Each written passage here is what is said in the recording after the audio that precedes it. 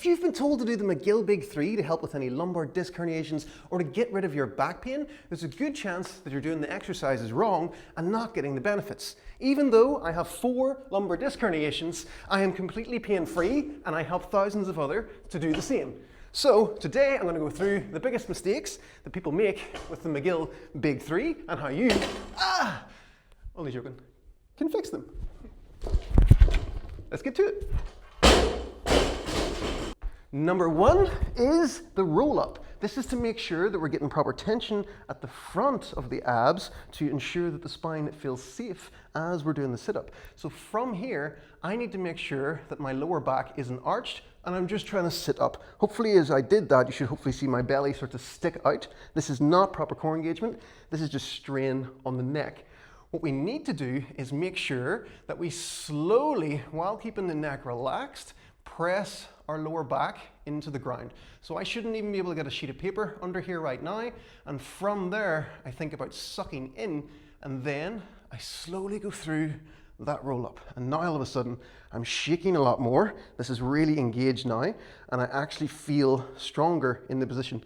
Again, I check my neck is relaxed, and then I bring myself back down. We don't need to come up very far for this. It's just that idea of lower back pressed into the ground, slowly roll ourselves up, and you should be feeling strong in that position. If you're shaking, you're doing it right. If I just do this and sit myself up, it's not as challenging, and I don't feel that same core engagement. Everything starts to dome up here. We want to have press lower back, squeeze in, engage, slowly roll ourselves up and get things feeling on. The reason for the leg being bent really helps with getting the lower back pressed into the ground. If both legs are out straight, that becomes much harder, but eventually you do actually want to build up to being able to do that with the legs both straight and be able to lift both legs up with them out like that, and even extend the arms overhead as well. This is something called the hollow body position. You don't want to be stuck in rehab mode forever. So this is where you start, and eventually you want to get to this full position here. Next up is our side plank. When we're in a side plank, we want our spine to feel like the muscles are supporting it the whole way through and that it's staying straight. If you're not engaging things properly, your spine essentially feels like this is happening, and that shearing force is what can aggravate your lower back even more. So even though you're doing the right exercise, you're causing more irritation. Proper muscle activation is not something that you really get from a silent demo on an app or a picture. This is how I teach the side plank in my lower back pain Flora protocol course. The idea is to engage all of this first before we even lift up.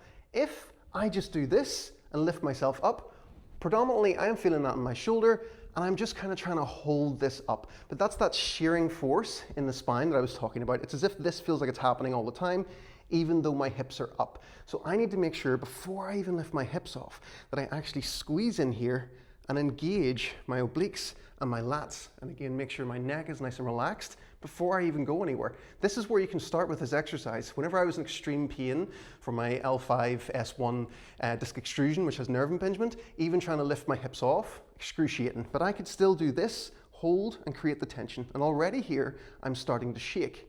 Then I want to use that tension to actually drive me up into the position. Now my ribs feel compressed, I feel shaking, now my spine is actually supported. So this is what you should feel whenever you're doing that side plank exercise, not just lifting your hips up like that. I could do this all day. I've just posted it into my shoulder and I'm just dangling for the sake of dangling. We need to make sure that the tension is there. I also, long term, want to get you feeling strong enough that you can support yourself like this on both legs. This starts to engage the hips too, and this is what many people miss when it comes to back pain. You've got to get your hips more stable as well. If your hips aren't stable, that's what your spine sits on. There's a reason for pain. So I want to get you to a point that you can have that tension, squeeze in, engage everything, drive yourself up, and then in the simplistic mobility method, we have a stability test, which is the side plank march, which is when you can support yourself on each leg individually like this, while also keeping the tension too. So always remember, little cues like that go such a long way for giving you more benefits. Lastly, it is the bird dog. We want to teach our limbs to be able to move without these constant micro movements of the lumbar spine. It's not wrong to do that, but if you don't have the level of control to be able to brace the spine and move through the hips and the shoulders without involving that too, that's why you're going to keep having issues.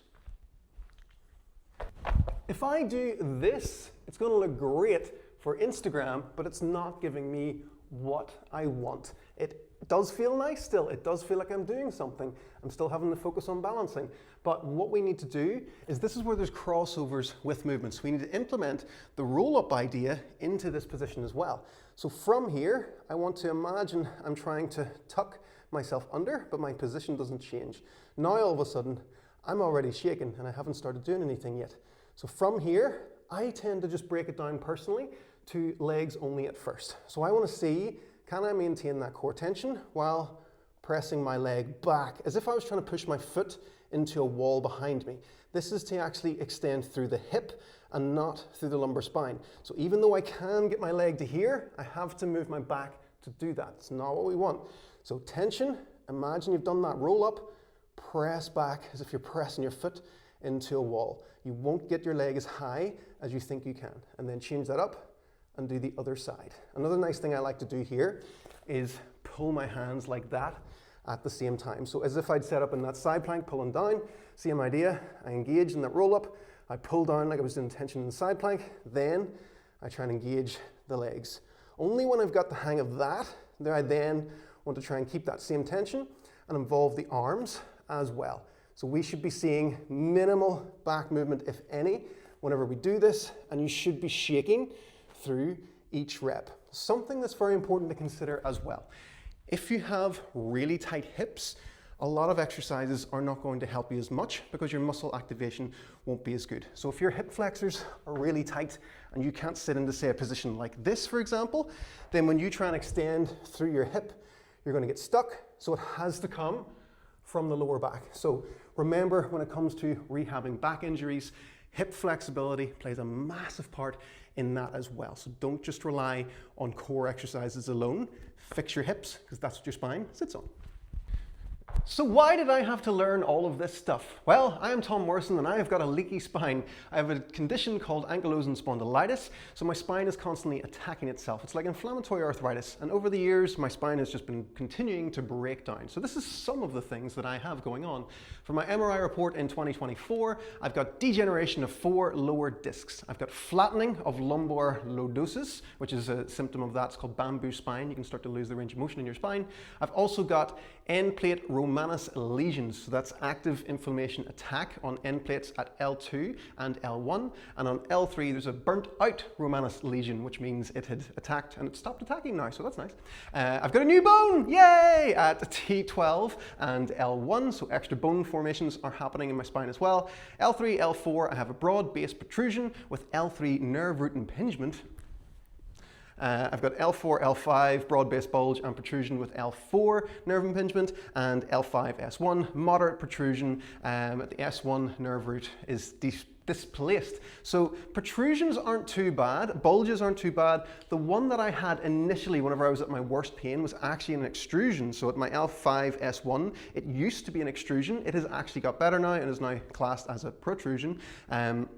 And yeah, I don't have that extreme leg pain that I once had at one time. Starting to ramble a bit, but it's okay. So this is just an example to show you that you can have structural stuff going on and you can actually manage it very well if you keep the muscles strong.